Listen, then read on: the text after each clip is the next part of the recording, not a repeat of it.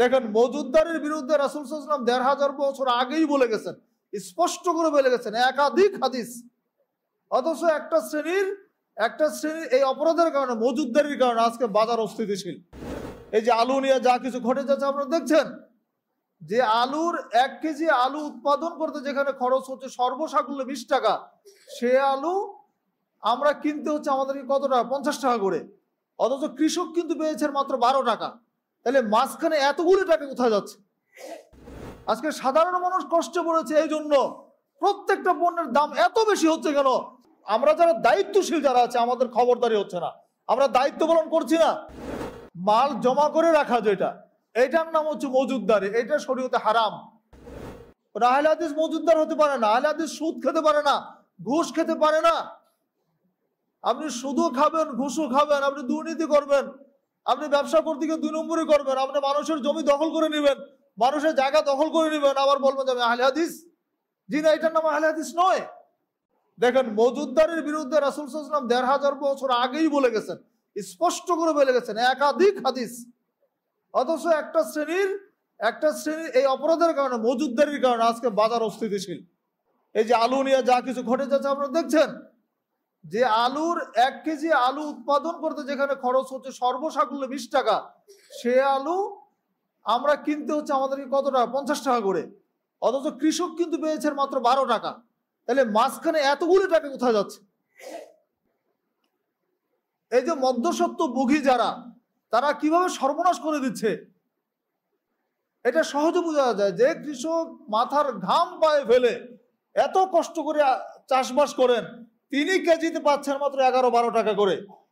আর আমরা যারা তার একই গ্রামের লোক, আমরা যারা হাট থেকে কিনে নিয়ে আসি ৫০ টাকা করে। চিন্তা করা যায়, এই যে মাঝখানে একটা বিশাল অঙ্ক, ৩৮ টাকা মাঝখানে সব অন্যরা নিয়ে নিচ্ছে। আর এখানে যে বিষয়টা সবচেয়ে বেশি গুরুত্বপূর্ণ, মজুদদারি। এই মজুদদারি ইসলামে হারাম করে দেওয়া হয়েছে, মজুদদারি করা যাবে না।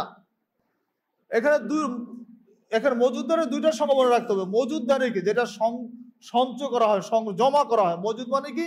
আল ইহতিকার। ইহতিকার মানে আল জমা করা, একত্রিত করে রাখা, নিজে মানে আটকে রাখা। মজুদদারি যদি আমার নিজের খোরাকের জন্য যতটুকু প্রয়োজন ততটুকু রাখে, এটা চলবে। আমি উৎপাদন করলাম, আমি আমার প্রয়োজনে যতটুকু রাখার, সারা বছরের সংসার চালানোর জন্য, বা আমি ব্যবসায়ী হই, যাই হই, সেটা চলবে। কিন্তু মূল্য বৃদ্ধির জন্য, বেশি দামে বিক্রি করার জন্য বাজারে সরবরাহ না করে মাল জমা করে রাখা যেটা, এটার নাম হচ্ছে মজুদদারি। এটা শরীয়তে হারাম। লা ইয়াহতাকিরু ইল্লা খাতিউন। রাসূল সাল্লাল্লাহু আলাইহি ওয়াসাল্লাম বলছেন, ইহতিকার করে না, মজুদদারি করে না ওই ব্যক্তি ব্যতীত যে পাপী, সে ব্যতীত। যে মজুদদারি করে সে হচ্ছে পাপী। রাসূল সাল্লাল্লাহু আলাইহি ওয়াসাল্লাম বলছেন, মান ইহতিকারা হুকরাতান, যে ব্যক্তি মজুদদারি করে, ইউরিদু আই গালি বিহা আলান নাস, মানুষের মধ্যে এই দ্রব্যের দামটা বেশি হোক। যে মজুদদারি করে এই নিয়তে যে পণ্যের দামটা অনেক বেশি হবে, আমি অনেক টাকা লাভ করতে পারবো, এইরকম মজুদদারি যে করে, রাসূল বলছেন ওয়াহুয়া খাতিউন, সে হচ্ছে সীমালঙ্ঘনকারী, পাপী।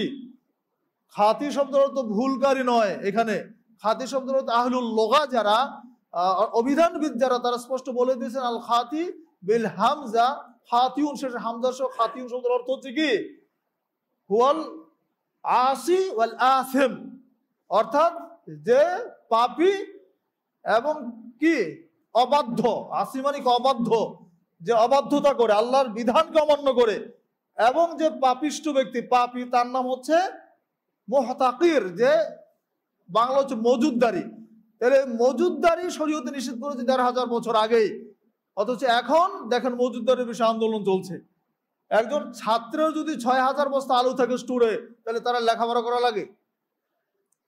এই যে গতকালকের ঘটনা যেগুলো আমরা দেখলাম, পত্রপত্রিকা আমরা দেখেছেন, তো যে কোনো পণ্য হোক, এখন তো আলু হচ্ছে। আমরা সরকারকে বলবো, সরকারকে ধন্যবাদ জানাচ্ছি, এই অভিযান শুরু করেছেন। আলু নয়, প্রত্যেকটা পণ্যের ক্ষেত্রে মজুদদার কারা, তাদের খুঁজে বের করা দরকার। ইসলামের কাছে ফিরে আসতে হলে এটা একটা সমাজ সংস্কারের অন্যতম অংশ।